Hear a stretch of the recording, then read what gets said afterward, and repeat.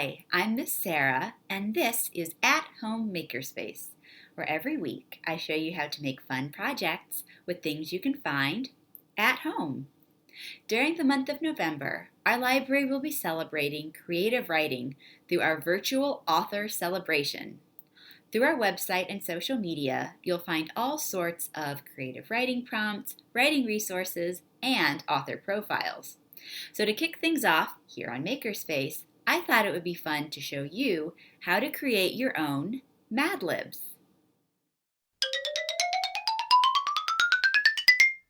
So, what is a Mad Lib? Well, a Mad Lib is a word game. It begins with a story where some of the words have been taken out and replaced with blank spaces. You fill in those blank spaces with random words, and the result is a really silly story. Now, you can buy Mad Lib books like this, but it's really easy to create your own. Here's how you do it. The first thing you'll need to do is create a very short piece of writing. Now, this can be a short story, a fairy tale or tall tale, a journal entry, a letter, a postcard, an email, or anything else you'd like to try writing. If you're not feeling super inspired, try writing a short version of a favorite story, maybe a scene in your favorite movie or book. Now you can do this writing either with pencil and paper or on the computer, but whichever way you choose to write it, I would encourage you to write it double-spaced, meaning you have a line of writing and then a blank line under that and then another line of writing and so on. This will just make it a little easier later on. As far as how long your story should be, I would say half a page to 1 page, double-spaced, is a good length. But if you're feeling inspired and want to keep writing, go right ahead. Here's the story I wrote. Once upon a time, there lived 3 little mice who loved to dance. So they decided to enter a competition. The eldest went first, but when she tried to spin, she fell on her behind. Ouch! The middle one went next, but he tripped over his tail while trying to leap across the stage. Yikes! Finally, it was the youngest's turn. She performed so beautifully that she won the competition and received a shiny trophy made of gold. Hooray! Then the 3 went home to celebrate and ate chocolate cake with scoops of vanilla ice cream on top. The end. If you need some extra help writing your story, I'll be sure to include some helpful links in the description.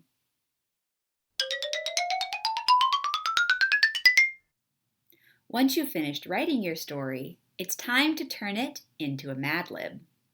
The first step will be to find and mark important words in the story. These will be the words that we later take out to replace with our random words.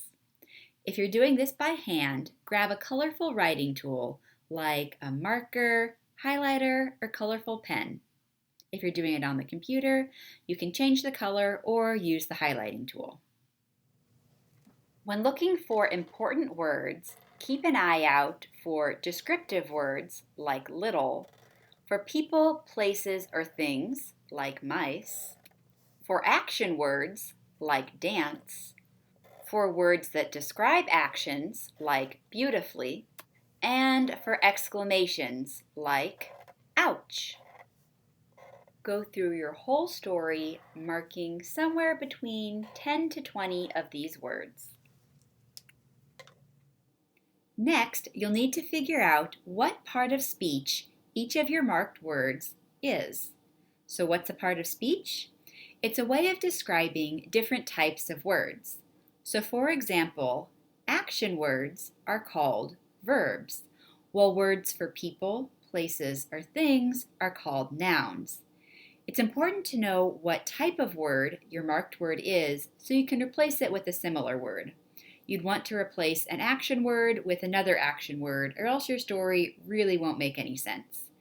Now, parts of speech are a pretty big, complicated topic, so if you're not familiar with them, I'll include some additional links in the description. If you don't happen to know what part of speech a word is, you can always look it up in a dictionary. The word little is an adjective. Now, go through your story again and add the part of speech to each of your marked words. Alternatively, if parts of speech are confusing to you, or if you want a really specific type of word, you could also write in another descriptor for that word.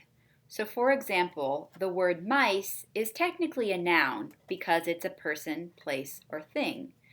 However, I decided that I wanted to replace mice with another animal, so I wrote animal instead of noun. I did the same thing with body parts and food. Feel free to do your own mix of parts of speech and other descriptors. Next, I would encourage you to number each of the words we've marked. This will make it much easier when it comes time to play our Mad Lib game. Don't forget to include any special instructions, like if a noun needs to be plural, add that to its description. When you're all finished with that, you'll want to make another copy of your story, replacing the marked words with blank lines with the part of speech or descriptor below the line. It might look something like this. You'll also want a list of all the parts of speech or descriptors in the order they appear in your story. Make sure to number these as well. Once you have your 2 pieces of paper, your Mad Lib is done, and it's time to play.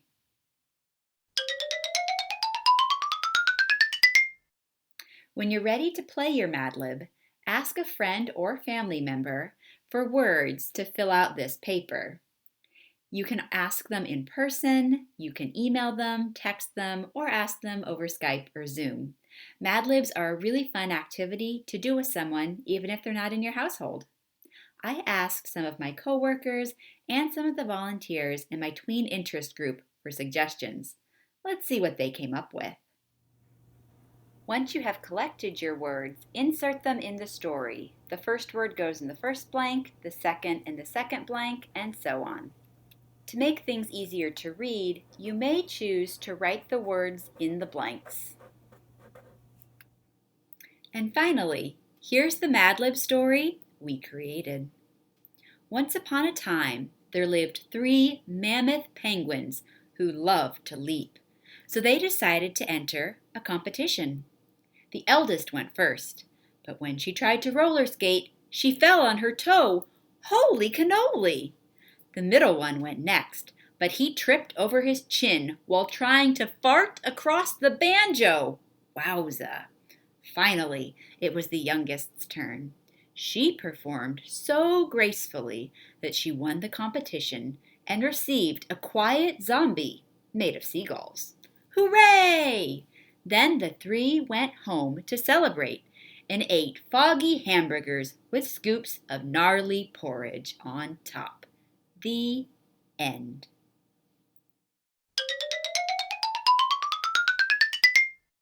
We hope you enjoyed learning how to make your own Mad Lib. We're really excited to see how your stories turned out, so please take a picture or even a video of you reading your story and share it with us at the library. You can do so through our Facebook at www.facebook.com/FHCPL, through our Instagram. Our handle is @FHCPL, or you can send us an email.